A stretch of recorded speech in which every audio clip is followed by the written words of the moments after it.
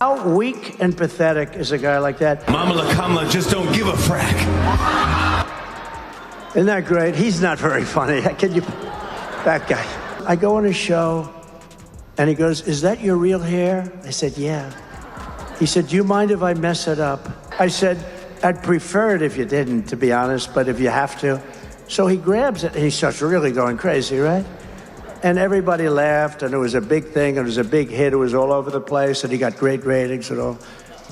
And 6 months later, he went out because he was under pressure to apologize because he humanized Donald Trump. Do you remember? And he stood up and he said, "I'd like to apologize. 6 months ago, or whatever it was, I messed up Donald Trump's hair, and it humanized him, and he became president. And I would like to apologize." How weak. Fallon just dropped a truth grenade so wild, even Trump's spray tan looked like it was sweating. 1 second, it's all laughs and jokes. Then boom, Trump's having a full-on, all-caps meltdown like his phone just stiffed him on a payment. Was it an impression? A secret from Asterisk, the Vault Asterisk? Who knows? But one thing's for sure. Fallon being Fallon doesn't matter anymore.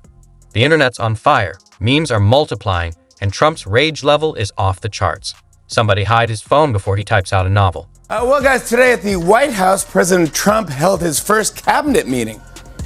Yeah, and the meeting was very productive. The first half was spent kissing Trump's butt. The second half was spent kissing Elon's. It was very... The fallout was instant. Somewhere in Mar-a-Lago, you could practically feel the rage in the air, with an iPhone undoubtedly being pummeled by the fury of 1,000 thumbs the second Fallon dropped his bombshell. The internet went into overdrive. Clips of the segment spread like wildfire. Memes were popping up faster than anyone could keep up, and every late-night host was gearing up to put their own spin on the chaos. It was an online storm, and everyone was ready to ride the wave. I read that in Trump's upcoming election interference trial, federal prosecutors are planning to use his own words against him. And Trump wasn't too happy to hear that. They'd be using his exact words. In fact, he just issued a statement about it. All of my quotes should be completely anonymous. Or as he calls it, Anonymous. He said it's un-American and shouldn't happen in the United States. Or as he calls it, The United States. this wouldn't be allowed in other countries like Namibia or Thailand, or as he calls them, Nambia. Social media turned into an absolute circus. Half of the internet was in tears laughing, while the other half braced for the inevitable. An all-caps firestorm that was about to hit timelines any minute. Experts speculated on just how many exclamation points would be unleashed, while amateur graph analysts compared past rants to predict the exact wording of the meltdown. Everyone was on the edge of their seats, waiting for the inevitable eruption. Trump went on Jimmy Fallon. He says, "Hey, Trump, they say your hair is a toupee." He said, "My hair's not a toupee. It's my hair." He says, "You sure? Can I touch it?" did I mess your hair up? Go ahead. With my hairspray.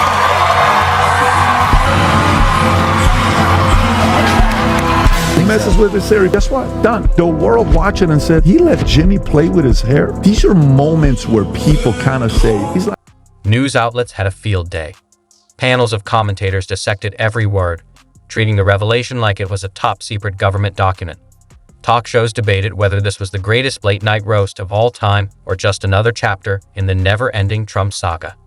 Even rival politicians, who usually stuck to policy debates, couldn't resist throwing in a few jabs of their own. It was a media frenzy, with everyone weighing in on the chaos that had just unfolded. Wants the United States and Canada to merge.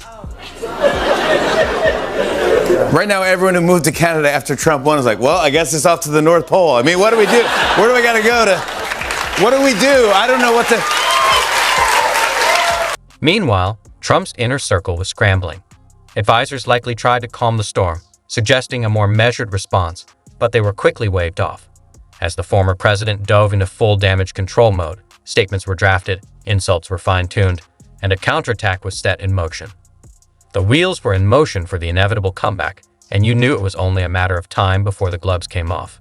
Sunday, save TikTok. Monday, start job. Tuesday, watch TikTok. Wednesday, back to job.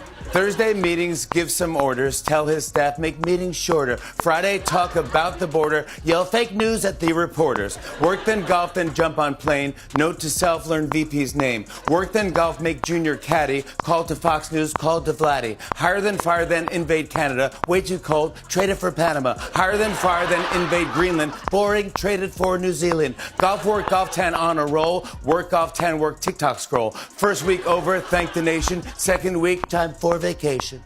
Back in New York, Fallon and his team were already celebrating. The reaction was bigger than they had anticipated, and the internet had turned the whole moment into viral gold. But the real question loomed. Had Fallon just delivered the ultimate late-night takedown, or had he unintentionally handed Trump another reason to dominate headlines? One thing was clear. This feud was far from over. Fallon had the crowd exactly where he wanted them, on the edge of their seats, completely unaware of what was about to unfold. The monologue had been light, the jokes rolling. But then came asterisk, the big old asterisk. Fallon's grin stretched wider. His tone dropped, and the audience could feel it. Something huge was coming. Then boom, it wasn't just a joke. It wasn't just a gag. Fallon had unearthed something so wild, so unbelievable, that even the band stopped playing. Was it a never-before-seen blooper, a cringeworthy forgotten moment, or a secret so ridiculous that even Trump's staunchest supporters had to take a step back? Whatever it was, it set the studio into absolute pandemonium. Last night, America decided to get back with their crazy ex and elect Donald Trump as the 47th president of the United States. No matter who you voted for, I think all Americans can agree it's going to be a rough Thanksgiving. Really, right? Yep, Trump returning to the White House is a huge historic comeback for someone who literally never went away. Of course, Trump's already super busy. First, he's got to move all those classified documents back into the White House. Yeah, Republicans were thrilled about last night until they realized it's going to be 4 more years of Melania's Christmas decorations. People gasped. Others shrieked with laughter. Some clutched their chests like they had just witnessed a supernatural event. Fallon, however, stood there, basking in the energy of a crowd that knew they were watching viral history unfold in real time before the moment had even had a chance to settle. The internet had already detonated. Twitter was in full-blown crisis mode. TikTok was a storm of reactions, breakdowns, and fan edits. Facebook became a battleground of boomer rage versus meme-fueled joy. Reddit's front page was completely hijacked. New memes were being born at an alarming rate. Screenshots of Fallon's face, frozen mid-mic drop, were edited into historical photos like he had just rewritten world history. Someone had already turned the reveal into a full-blown cinematic trailer, complete with dramatic music and slow-motion effects. Meanwhile, conspiracy theorists were working overtime, scrambling to find ways to spin this into something bigger. Was this planned? A distraction? Had Fallon been waiting for the perfect moment to drop this nuclear-grade comedy bomb while the internet burned? One place in America was definitely shaking with rage. Somewhere in Mar-a-Lago, an iPhone was being slammed against a desk. The last 5 weeks have been shock and awful. And even now the MAGA faithful are starting to notice because according to a Republican pollster, Trump voters are getting buyer's remorse. They voted for Trump because they said he would bring prices down on day one. That was his claim. He said it over and over again. And now on day 38, they still think things are too expensive. Somewhere in Delaware, Joe Biden is shaking his head, chuckling to himself and thinking, why did I come into this room? Some MAGA voters also don't like how Trump is letting Elon slice through the federal government like a drunk raccoon with a samurai sword. With one of them telling the pollsters, there's a lot of babies being tossed out with the bathwater. Well, that's not surprising. That's how Trump raised Eric.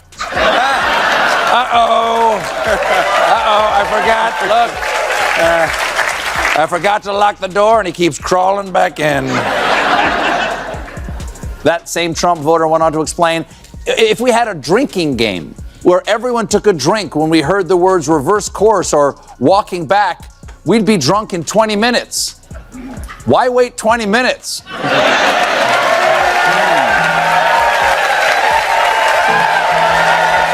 Trump, known for his asterisk, measured asterisk, and asterisk, thoughtful asterisk responses, wasn't going to take this sitting down. Oh, no. Within seconds, his social media fingers were flying. A statement emerged, his followers erupted in defense, and his critics doubled over in laughter. Late-night TV had just thrown him into the ring once again, and like clockwork, Trump charged in, flailing as the chaos unfolded. Other comedians circled like sharks smelling blood. Saturday Night Live was already scrambling to rewrite this week's cold open. Stephen Colbert threw in his own punchlines. Trevor Noah probably recorded a 30-second reaction video that would rack up millions of views overnight. Meanwhile, Fallon was already preparing his next show. The response had been too good, and he knew he had just created a late-night moment for the ages. Maybe he'd double down. Maybe he'd invite a special guest to take the roast even further. Or maybe he'd just sit back and let the internet do the work. Sometimes I'll put my hands out like this. Sometimes I give you two palms. Sometimes I go in, out, in, out, in, out. 1,000 Americans are dying a day. They are dying. That's true. And it is what it is. It is what it is. Or as they say in French, people say, Hakuna Matata. The United States is lowest in numerous categories. We're lower than the world. Lower than the world? America is far lower than the world. Lower than the world? That's right. When other countries look at us, they think America lower